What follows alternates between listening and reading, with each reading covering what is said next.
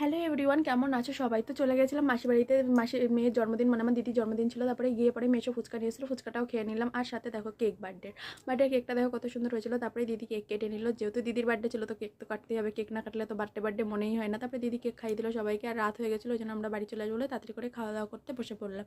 মাসি যে রান্না করেছিল হচ্ছে ভাত, সাথে মাছের মাথা দিয়ে ডাল আর পটল ভাজা। তারপরে চলে এসেছিলো মাংস। ডালটা তো আমার খেতে খুব ভালো লেগেছিলো, আমি ডাল দিয়ে অর্ধেক ভাত খেয়েছিলাম। তারপরে দেখো মাংসটাও খেতে জাস্ট অসাম হয়েছিল। মাসির হাতের রান্না আমার আগাগোড়াই ভালো লাগে।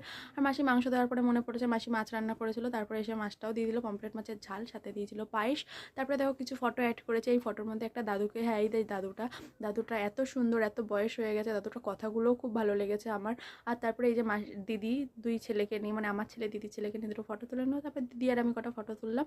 আর ওই ভিডিও তো ওই পর্যন্তই শেষ হলো। আর ফটোগুলো তোমরা দেখতে থাকো। আর আমার ভিডিও কেমন লাগে অবশ্যই আমাকে জানিও।